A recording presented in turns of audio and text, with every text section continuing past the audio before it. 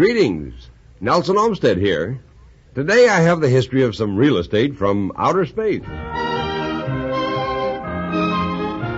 First, let's listen to Clint Gruber, our spokesman for Pacific Power. Welcome once again to Stories of Pacific Powerland, a presentation of Pacific Power and Light, the company that has been serving the electric needs of the region's homes, farms, and industries through more than half a century of progress and growth. Now, let's join Pacific Powerland storyteller extraordinary, Nelson Olmsted.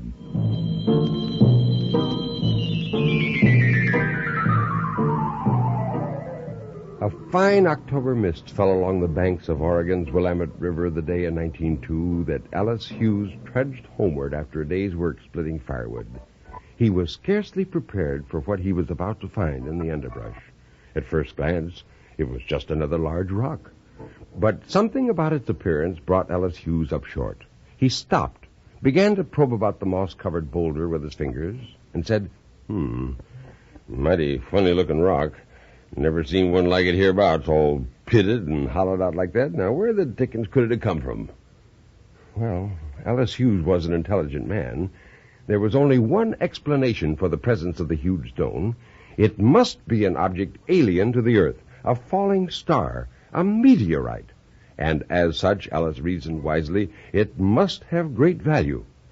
During the months that followed, Ellis Hughes, his 15-year-old son, and a patient old workhorse, accomplished an engineering feat which might confound a modern-day heavy equipment expert. They unearthed that 15-ton stone and moved it yard by yard more than 3/4 of a mile to a resting place beside the Hughes home.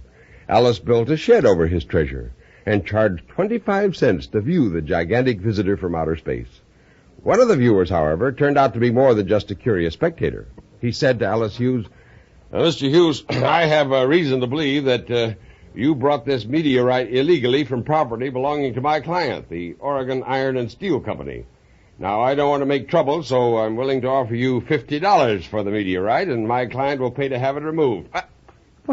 You must be daft, man. This here meteor belongs to me. I wouldn't sell it for 50 times $50. Now get going before I throw you off my property. Well, not too many days after that, Ellis Hughes found himself in an Oregon City courtroom defending his claim to the meteorite. The curious legal battle which ensued was to last almost 2 years, ending eventually in the Supreme Court of Oregon, which decided that Ellis Hughes had indeed removed the great stone from private property without legal permission.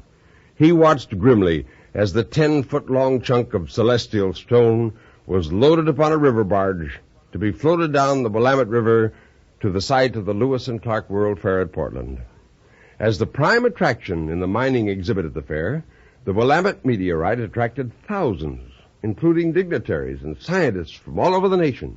One scientist said, This is the largest meteorite ever located in the United States, and to the best of my knowledge, the third largest in the world.